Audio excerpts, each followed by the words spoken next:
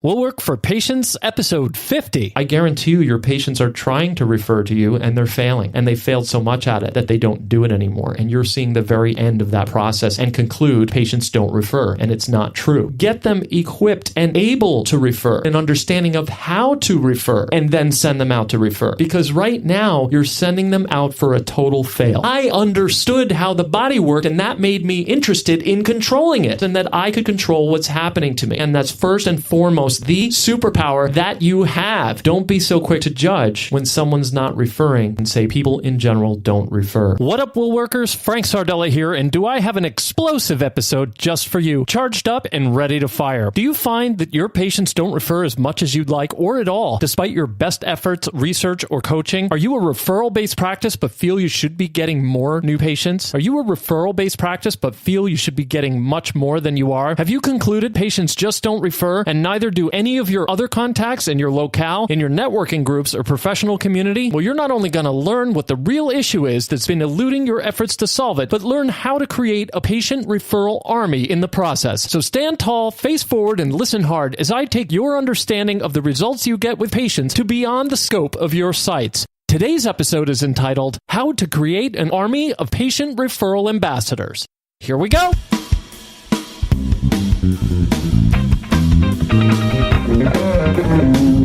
Thanks for tuning in for another episode of Will Work for Patients, a free advice podcast dedicated to help chiropractors get on purpose and grow their practices. Get ready to tune in and turn up the volume of your practice marketing. And now, turning up the volume on his mic, big-time chiropractic advocate and your host, here is Frank Sardella. Hey, that's me, Frank Sardella here, your humble host. Tell you what, I'm ready to work for patients today. Are you? I hope you are, because I'm actually going to put you to work big time today. I need you to listen up like you never have before. I started today off with a quote going through my head that is excerpted at the beginning of a Living Colour song, or one of my favorite bands in the 80s, Living Colour, and the following clip.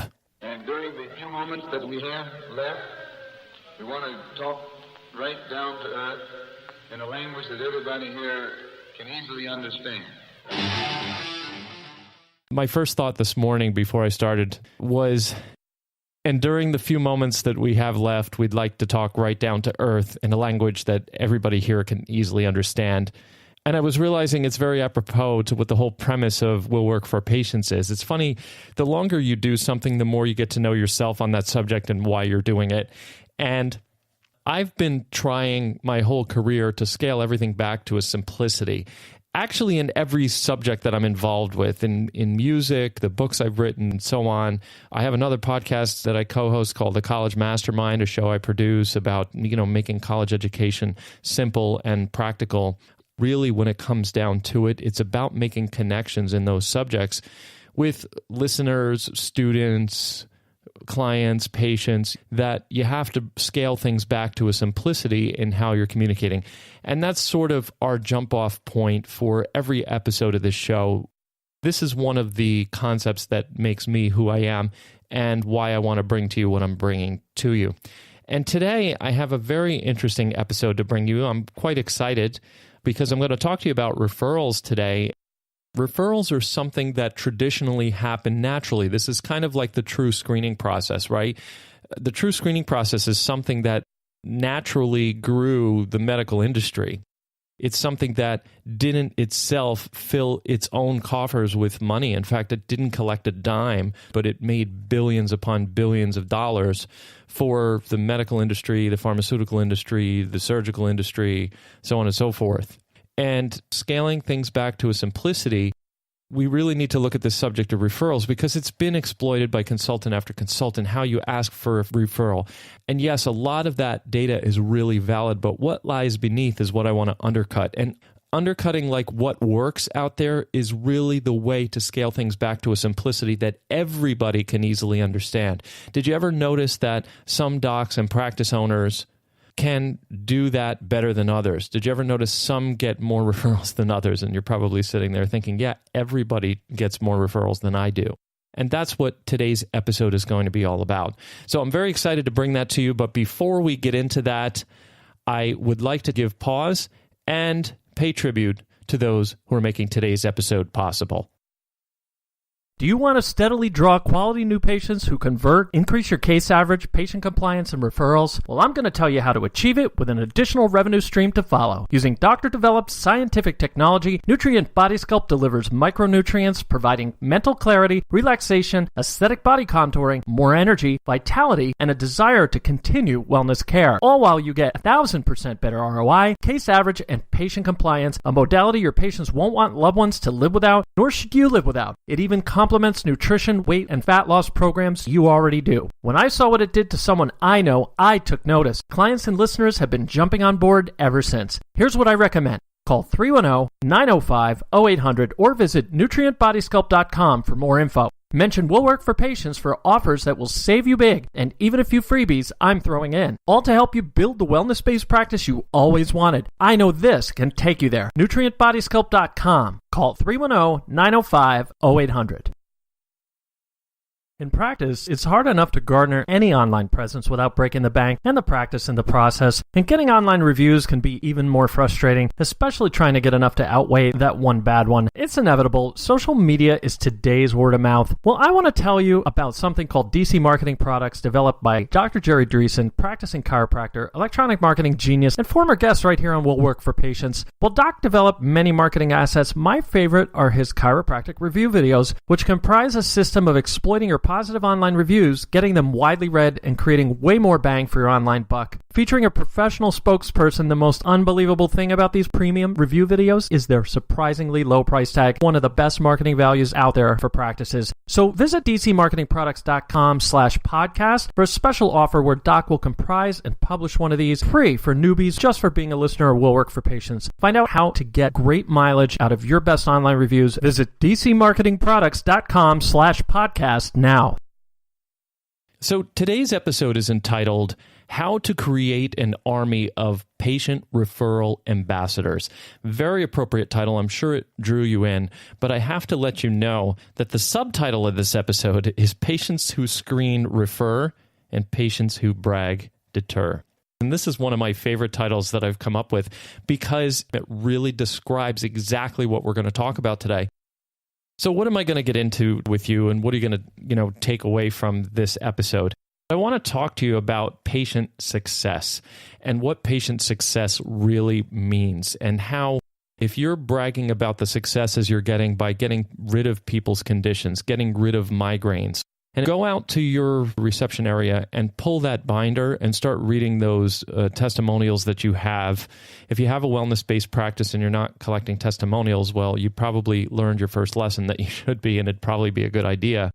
Start reading them over and realize that you're not even tapping half of the potential out of those successes if you're just reporting how people got rid of stuff.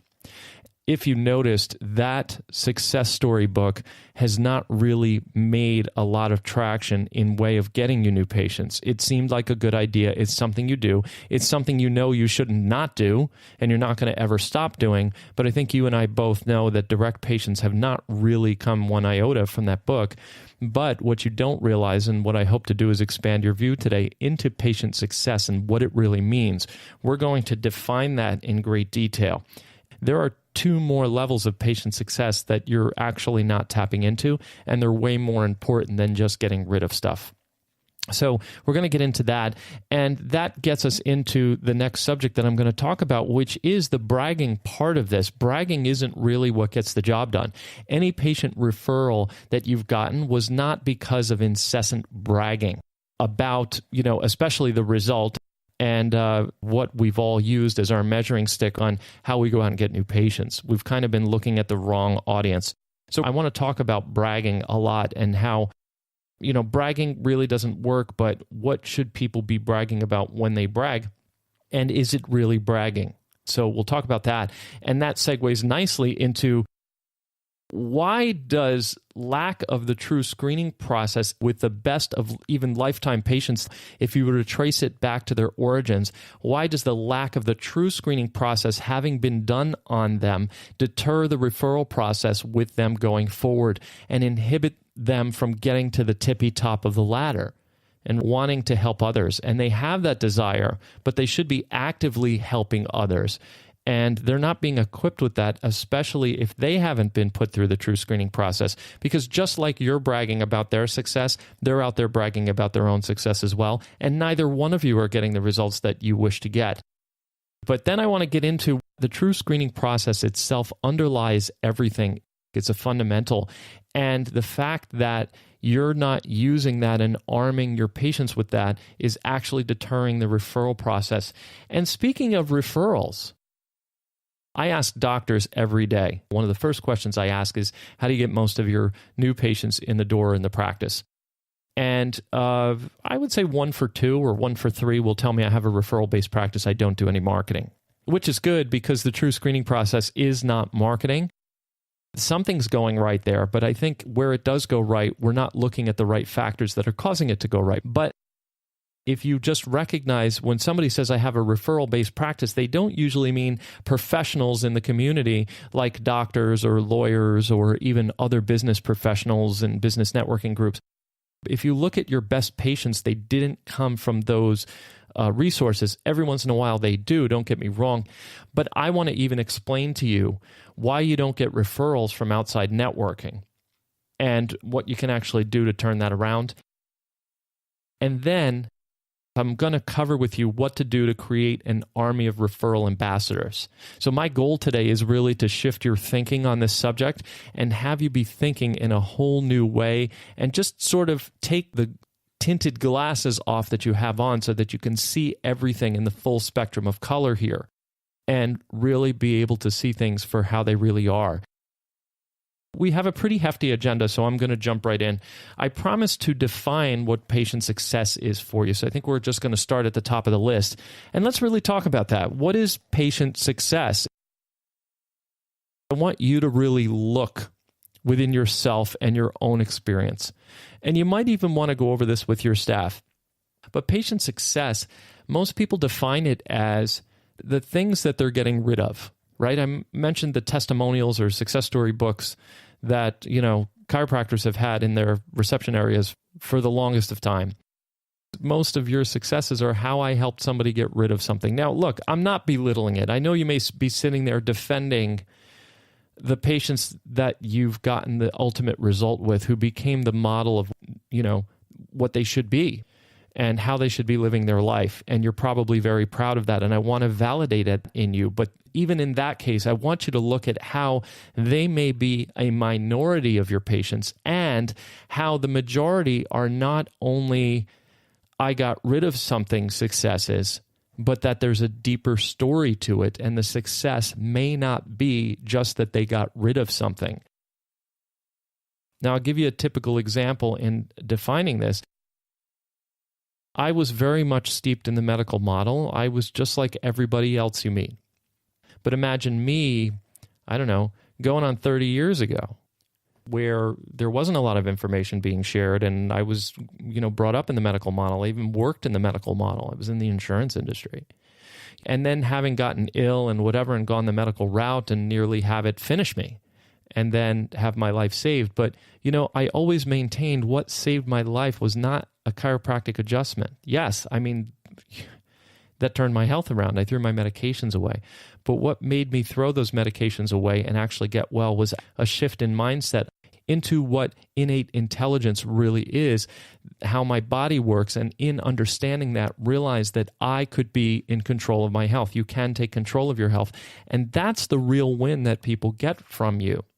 And so what you're not realizing is the depth of a patient's success is more than just getting rid of a condition. In fact, that's the least of the benefits on the hierarchy of things patients have gotten or clients have gotten from their work with you. So in terms of establishing that wellness lifestyle, that is sort of above it for sure.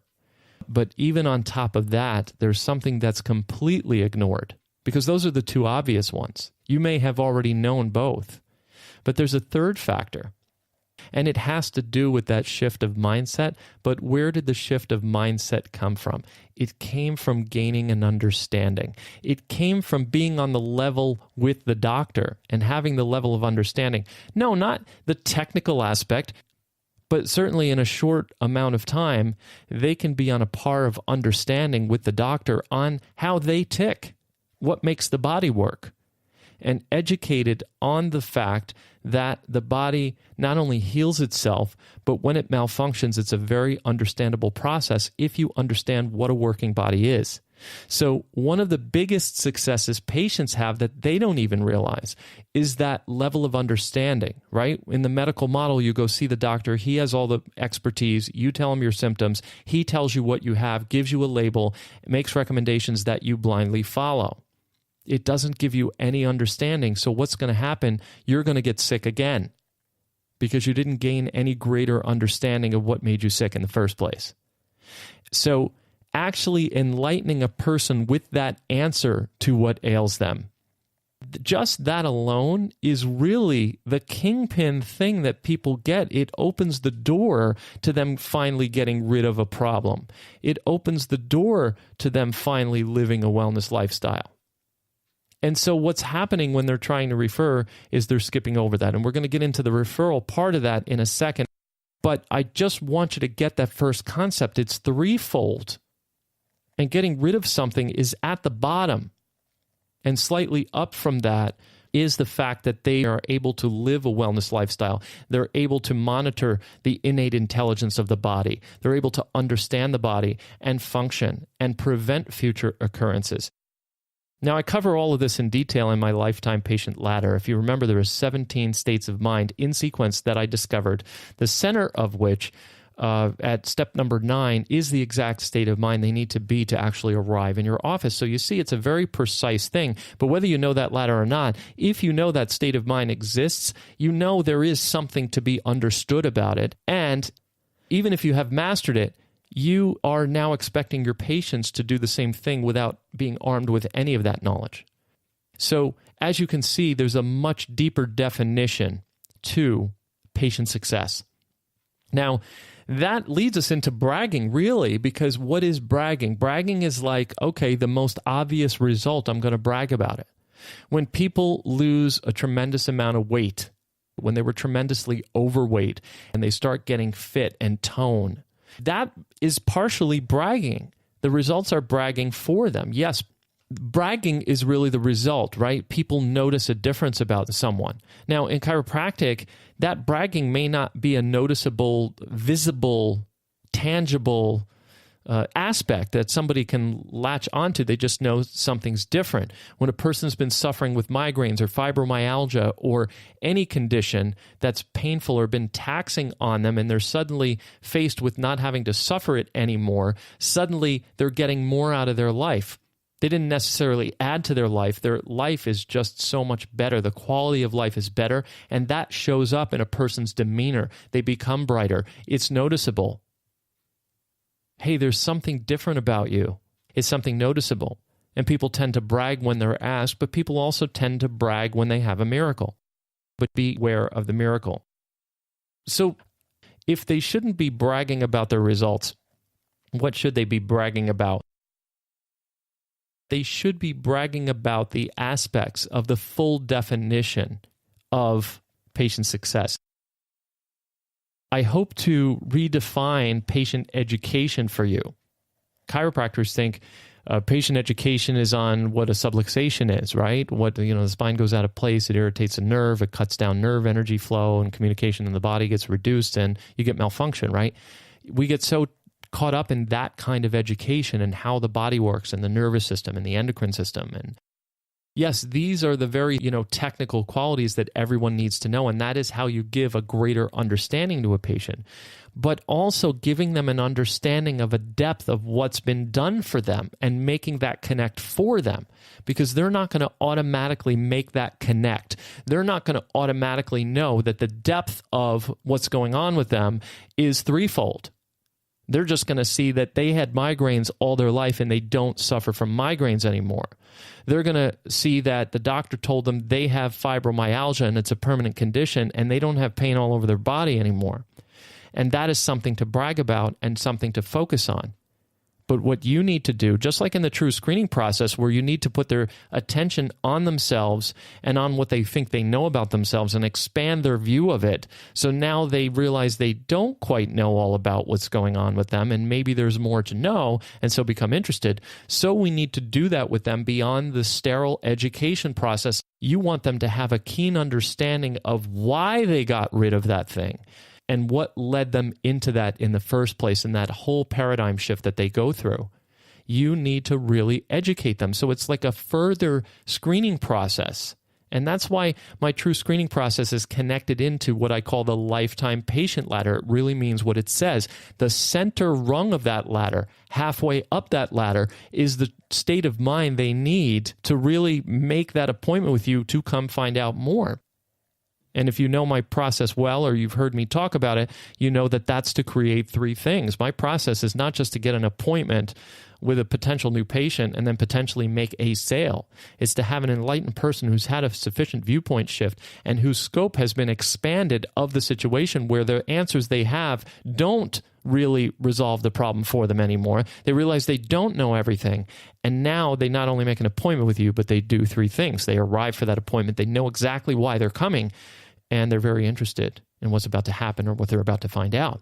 But that's only halfway up the ladder. As you continue up that ladder, there's another 8 steps on there to get to that lifetime referring patient. And those 8 steps, part of it is going to contain your educational process, but you're going to have a greater depth of each rung of the ladder. And that means a greater depth of understanding in what you should be doing. You may have done 100 coaching programs that have taught you the patient education process. And it's a very two-dimensional look. Not to say those programs don't work, but what I'm saying is understanding the true screening process in the lifetime patient ladder not only undercuts it, but it gives you that third dimension. It gives depth to it. So if you can picture a linear knowledge of patient education, which is the way I picture it like a big flow chart. You can draw a flow chart of the patient education steps. Well, picture if you were to turn it to the side and see that there's a third dimension there, there's a depth. That third dimension is really filling in what is the depth of that understanding people need to get. It's not just what you do with them, but what understanding should they gain. And that's sort of what's lacking from what you're doing that's preventing you from getting the full-on, full-blown results. Clients who study the lifetime patient ladder specifically and the true screening process gain that depth, and suddenly the valuable materials they've had that maybe saved their practice now get such a more exponential bang out of, because they've added that third dimension to it. But suffice to say that the true screening process is involved here, and it's involved all the way up that ladder. It is what carries a person beyond that first visit with you. It goes beyond that, and it goes well into the referral process, which is what today's episode really is all about. So why does the lack of the true screening process come back to haunt you and deter referrals? If you don't do this from the start with a person, and if you don't build it into your patient education, and if you don't really educate them on the breadth of what that really means, the understanding of how the body works first and foremost, and secondly, the results that they've gotten because of that. Those results are because of that understanding, and what's being emphasized is the results of the understanding. When the understanding is what will bring those people in the first place. They have to go through the same process. Did you ever have the experience of being excited to help somebody? Did you ever meet somebody in public and they just threw into your lap a case that you know you can deliver a miracle to this person? You just know it. And you sit down and you have a heart-to-heart talk with the person. Well, did you also have the experience of trying to give them, let's just say chiropractic, your years of schooling in chiropractic in a 2-minute conversation to convince them to come see you, right? I just want to point out the ridiculousness of that, right? Not to knock you. Your enthusiasm is well placed. That's being on purpose, absolutely, but you have to realize being on purpose also includes tempering what you know to be able to relate to a person. We want to talk right down to earth in a language that everybody here can easily understand, right? That means something. It's not just words of one of the greatest speeches in history. That's how presidents get elected.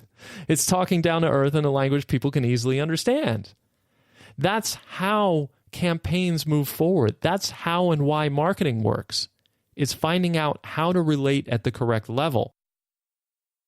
Could you be the practitioner that you are if somebody gave you your entire education in 5 minutes or less? Think of how ridiculous that would be. That's what you're trying to do when you do that. So you have to channel that enthusiasm into the correct thing. So that's why the lack of the true screening process deters referrals, because you're not doing it in them. You're not realizing what to bring out in them. You're not getting them in on the right premise in the first place. So a bunch are going to drop off and not complete and get all the way up the ladder. And you're going to focus on the ones who did and treasure them as your most cherished patients, which you should. But then you're probably a little bit melancholy about those ones that you lost and that you wish you kept longer. This is the reason, is because even the ones that you've kept, they've just been in such a higher state of mind. They don't even know what they understand, but they do understand all of this. And you need to bring it out in them and put their attention on it so they can use that energy to bring people in. You probably thought it was a pipe dream when I told you what we're going to lead up to is how to create an army of referral ambassadors for your practice, right? That sounded ridiculous. But are you starting to get a glimmer here of how that could possibly, in some tiny way, be possible? Can you see a little glimmer of light out there on the horizon? That's what I want you to see here, is that if we gain this depth for people of understanding of what really happened to them or what's about to happen to them when they first show up, right? The true screening process weaves throughout this entire existence. And it starts with you understanding it first and you understanding the results you're getting. And if you don't understand the true depth, that third dimension of the results you're getting with a patient, they're never going to, right? So the problem isn't that you couldn't get results. The problem is you don't really know the true result you're getting. Even if you think you're getting amazing results, they're way more amazing than you've even imagined. And I'm proof positive of that. You need to understand why I'm doing what I'm doing. I am the model patient. Look, I started as a no-fault case, an auto accident case. I came in months after, but as the result of an auto accident. And look at me now. And look at the conversation we're having here. And look what's going to change because of this one episode alone.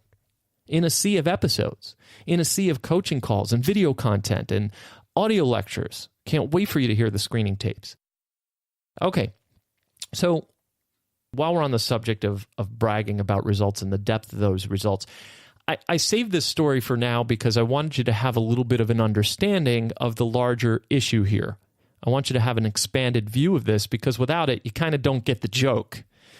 But I was down in, I believe, Richmond, Virginia somewhere, and I got called in to go down and do this show.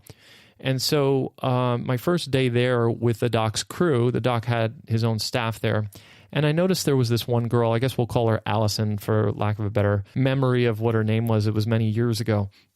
But staff was delightful, great group.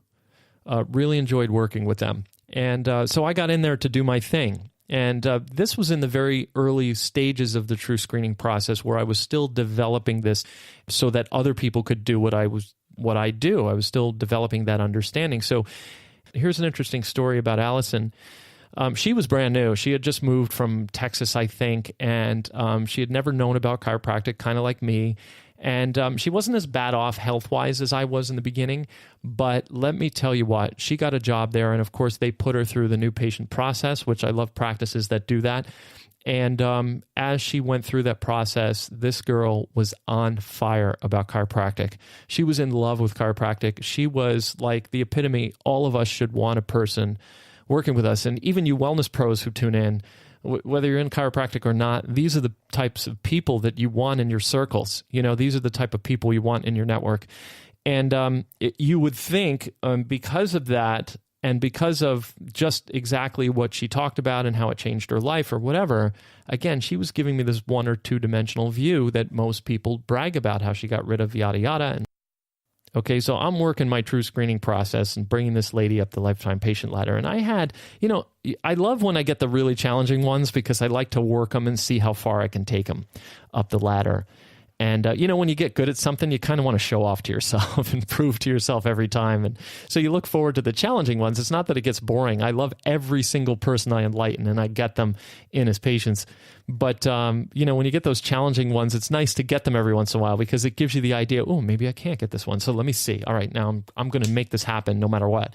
So I was really working this lady over and I really had her up there. Well, something resonated in what she said about what her particular condition and situation was that Allison heard from across the booth.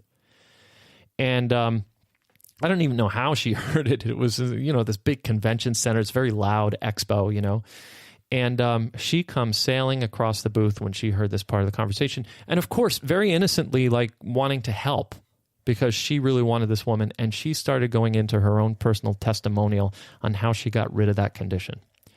Now, I actually call it an interest balloon that's above someone's head. And certain things that you do when you stick to the true screening process, actually, you're inflating that balloon of interest. And that's really what gets a person to arrive for their appointment, know why they're there and be interested, right? That interest balloon has to be inflated, but there are certain things that deflate that balloon. And if you step outside of the true screening process and get the person focused on some factor like a miracle, you're going to just deflate that balloon. And I have to tell you, as soon as Allison came over and started talking about her personal testimonial, I was watching just the life and energy come out of this woman's face in terms of the interest I had inflated her personal balloon with.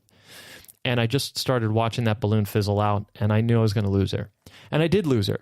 Okay. Now, I could have worked her over and whatever. And I have to tell you, it's a learning process. And even as you become a black belt at this, you will learn new things as you talk to people and whatever, and you learn lessons. And the important thing is to learn from those lessons and move forward. But I'm sort of glad it happened because Allison taught me a lesson that day of depth of understanding. That's when I really started investigating about that subject and why I'm talking to you today about why patients are not properly referring. I guarantee you your patients are trying to refer to you and they're failing at it. And they failed so much at it that they don't do it anymore. And you're seeing the very end of that process and conclude, because that's all you see, patients don't refer. And it's not true. Patients have tried to refer. I'm willing to bet if you made a survey of it and asked not who they know that they could refer, but have they tried to refer? And I'll bet they've tried to refer at least one person to you and gave up. So we should all thank Allison for doing that because it opened the door for me to really observe that, study it, understand the depth of what happened there and how it applies here and how we can learn from it and use it. And now we know that talking about miracles and promoting those testimonials will be something that you have to hit people with much farther up the ladder. Now, I'm not going to give you the whole lifetime patient ladder here, but suffice to say, there are steps above the state they need to be in the center of the ladder to come in. There's a whole other half of ladder for them to climb. And in those initial rungs of that second half are the areas where it's appropriate to talk about riddance, getting rid of something, or at least getting relief from it, those types of things. There is a hierarchy there. Now, it's interesting because this actually explains a couple of things. It explains why the true screening process should not be a secret. The true screening process itself, the foundation of it, really, the lifetime patient ladder, really, are not a secret. And no, they're not really shared in that sense, but if you have a keen understanding of it, then you'll know what you actually need to equip your patients with. What you need to add to your patient and client education to get them to actually refer, and not just get them to refer. Understand this. Get them equipped and able to refer. Get them an education and understanding of how to refer, and then send them out to refer. Because right now, you're sending them out for a total fail. You're sending them into a game that they cannot win. It's like putting a featherweight against a heavyweight champion. That's what you're doing. So that's the first and foremost. But the second one is it also explains why you don't get referrals from outside networking. Now, look, I don't want to stereotype, and I don't want to belittle. If you're part of a network group, I don't want to get down on that if you're doing it. And if you feel you're successful with it, you are successful. Maybe you're doing, quote, well in your BNI or your business networking group or chamber of commerce or local networking group, right? Maybe you feel you're doing well, but are you doing as well as you would like to be or what you thought it would be when you joined? It's not even that they don't know the true screening process and they don't know how to refer. They haven't been through the true screening process themselves. How could they possibly refer to you specifically? Okay, business networking groups, if you notice, they're great for finance people and real estate people. You're going to a marketing group. The people who have to do marketing for their business or that marketing is appropriate for are going to win the best. But what you're doing is not a marketing process. It's a screening process. All practice marketing is a screening process. Your people have to be put through that screening process for you to make a, quote, sale. And in the end, it's not a sale. If they come through the screening process, then they naturally go through the treatment process. So it's not making a sale. They don't have to be sold on that. It's like the ridiculousness of selling people on eating. Now, I acknowledge they need marketing because they're selling a brand of eating, but we know that's pretty ridiculous.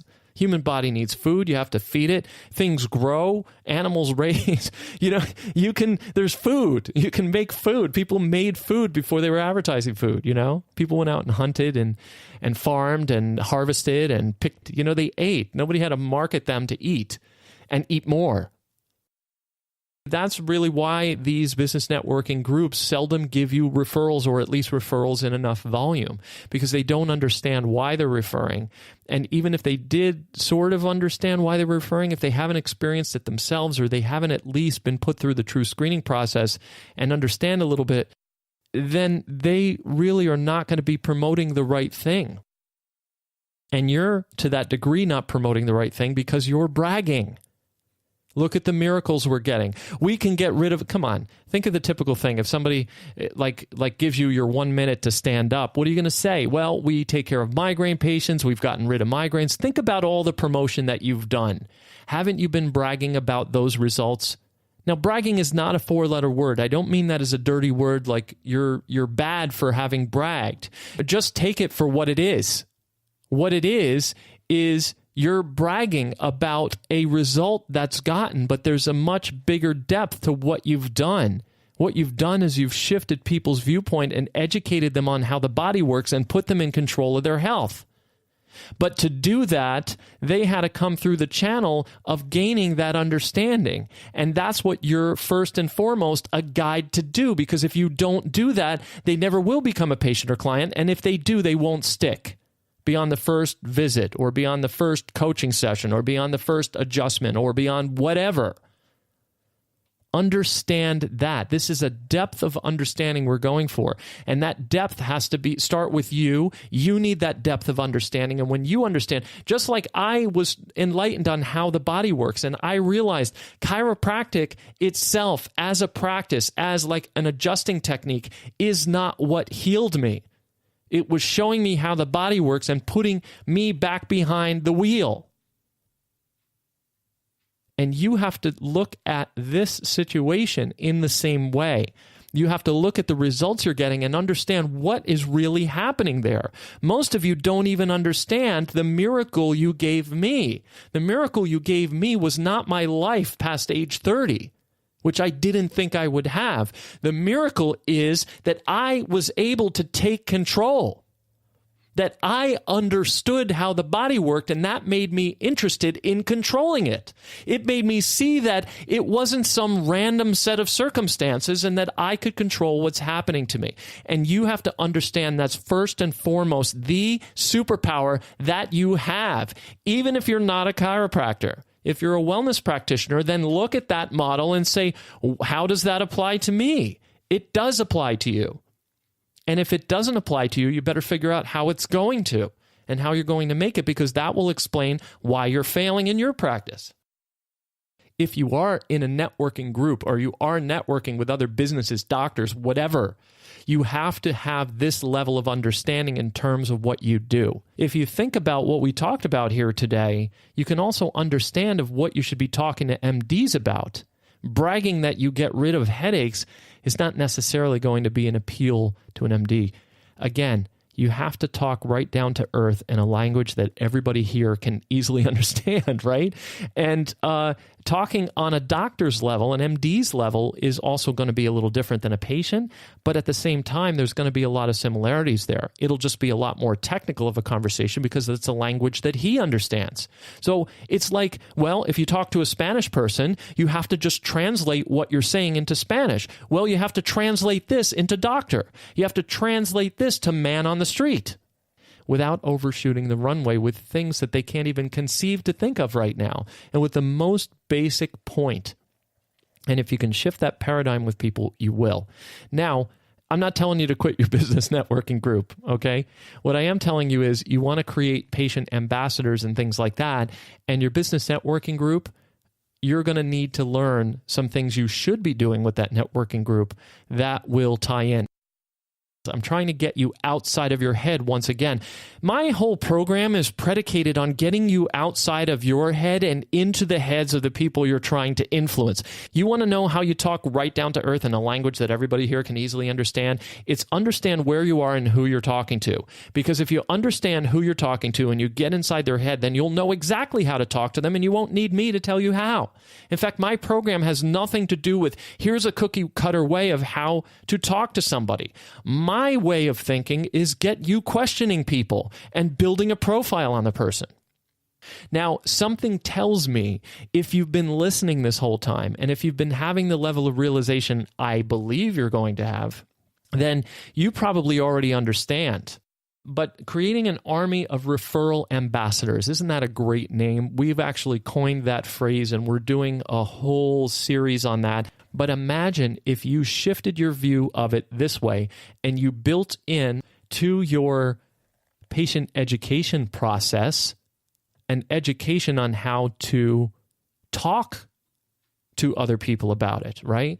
Telling them that they shouldn't be referring until they understand how to talk to people about it, because it's not like anything else. It's not like they went to this great nail salon or a really awesome restaurant and they just write a Yelp review. Yes, you still want those reviews, but creating an army of ambassadors, you can build this into your education program, and then you can sort of create a little community of patients. You can even have meetings or lectures in your office, like an evening lecture where you invite select patients. Or why don't you take your patients out to dinner? You're always doing dinner talks and spending on new patients, new patients, new patients. Look how hard you have to work for new patients. Think of this. You're spending all this money on a dinner talk to complete strangers. You invested a lot of money, a lot of time. You're paying your staff. You add all that up. You subtract what you spent. Make sure you value your time and all that in it. You might break even. You might make a little profit. You might have it as a loss. But the point is that what could you do better than that? Like if you invested that same money in that same dinner, what if you enlightened people who were already on your side, who have had miracles, on how to understand the depth of what happened to them and how to talk to others and how to refer others and help others? Imagine if you did that. That would be freaking fantastic. So let's do a little recap here real quick. I want to, first of all, thank you for being very patient about this, because this has become a full-blown seminar. But I think it was well worth spending the extra time on. We talked about patient success and what the real definition of patient success is, and the difference between what an actual success is and what just bragging is, and what you're actually bragging about. There's no problem about bragging, but you want to brag about the right thing. So we talked about what you should be bragging about, and the miracle that the person got is like at the bottom of a list of 3, just above which at slot number 2 really is things they're able to do, and that they are living a life of prevention and wellness and even wanting to help others.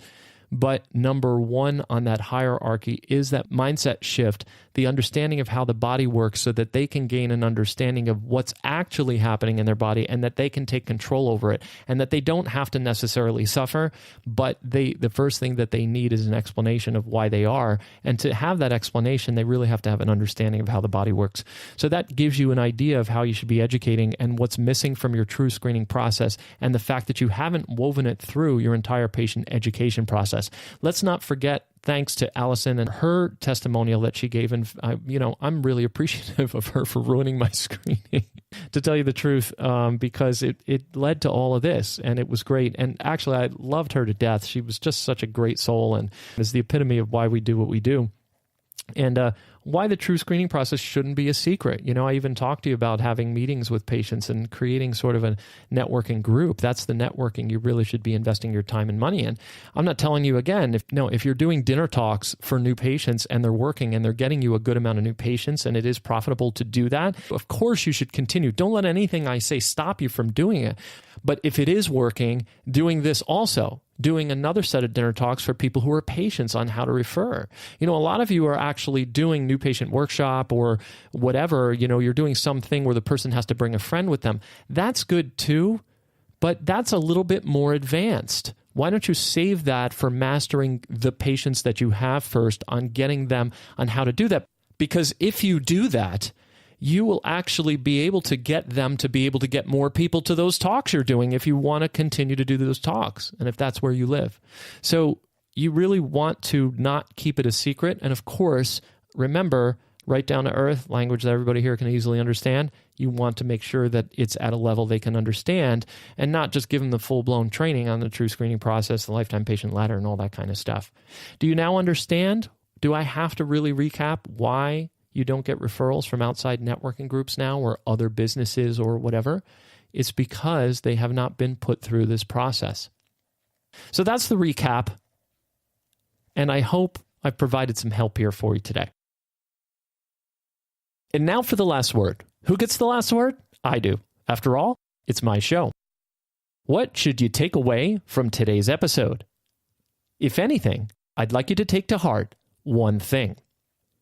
That if you're going to network for new patients, then shouldn't it be via your patients?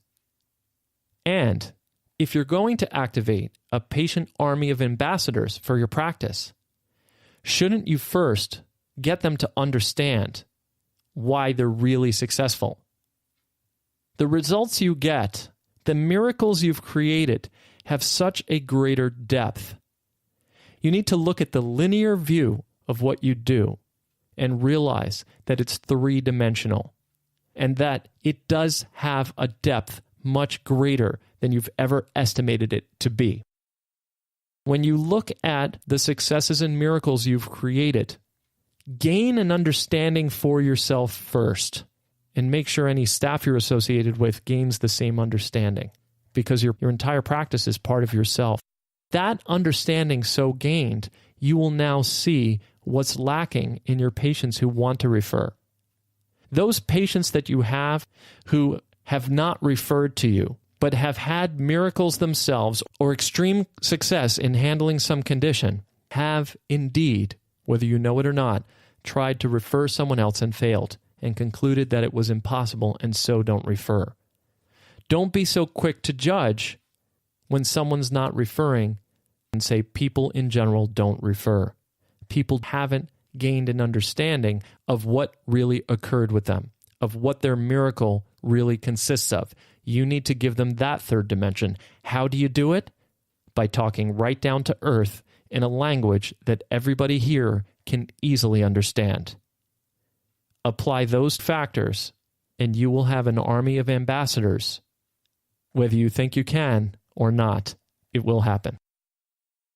Well, I want to thank you again for indulging me and allowing me to speak to you particularly at length today. My passion is for creating simplicity. The true screening process, the screening tapes, there's such a labor of love for me. The reason is because I've just been undercutting the process. I've been undercutting scripting and figuring out what is it really that makes people tick. Case in point that I a while ago realized that I was studying the wrong person. We've all been trying to study these random people we're meeting and trying to figure out why they're not coming, when we should be looking to people to find out why they are coming. We should be looking at the successes and figuring out, why is that person a miracle? What is that miracle really defined as? So hopefully you'll walk away with many takeaways, and you will put them direct to use. And if there's any episode you ever applied directly, take this one to heart. This shows you the true screening process and how it interweaves through your entire existence. It exists whether you like it or not, whether you learn it from me or not. Proper, just understand that it's there, and your eyes will be wider open than they ever have been. Please do reach out to me on this. I would love to hear your ideas about how you're going to implement it. I would love to hear your questions. Email me at frank@screeningexperts.com. You can DM me on Instagram @willwork4patients. And look, I've got a lot of great episodes cooked up. I'm actually looking at the list of them right now, and it's a seeming impossible list. I kind of want to just abandon work and sit and work on them all day and crank them out. But we've got the screening tapes to release and things like that. So we're ready for you, and I look forward to seeing you in the next episode. So, my friends, we've come to the end of a paradigm-shifting episode. On behalf of myself, my staff, and the rest of the Broadcast Wellness crew, I thank you so very much for joining us, and we'll see you next time for another super exuberant episode of Will Work for Patients. So long. Be sure to subscribe and share. Will Work for Patients has been brought to you courtesy of Screening Experts, bringing unscripted simplicity to chiropractic marketing complexity. Today's episode, copyright Screening Experts LLC, musical score composed and arranged by Frank Sardella ASCAP. For more information, visit screeningexperts.com.